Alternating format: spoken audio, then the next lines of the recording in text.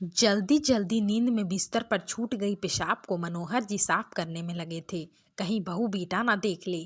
कल ही तो बहू काजल ने दूसरी चादर बिछाई थी। कितना सुना रही थी उनके बेटे रवि मतलब अपने पति को कि अगर अब की बार पापा ने चादर पर पेशाब किया तो मैं साफ नहीं करूंगी, भले ही घर छोड़कर जाना पड़े।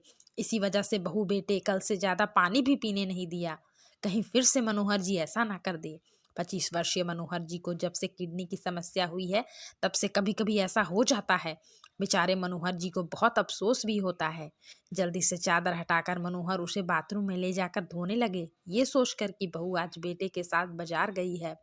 भूख भी लग रही थी उन्हें, पर मन का डर उनके हाथ जल्दी जल्दी चलाने को बोल रहा था। उन पर चादर भीगने के बाद उठाई भी नहीं जा रही थी। मनोहर जी की सांसें फूलने लगी। तभी उन्होंने सामने अचानक बेटे बहू को खड़ा पाया। वो बस इतना बोले, बहू अब नहीं होगा, मैंने साफ कर दी है। बेटे रवि ने अपने पिता मनोहर जी को सहारा देकर कुर्सी पर बैठाया। देख लो, फिर तुम्हारे पिता ने बिस्तर खराब कर दिया।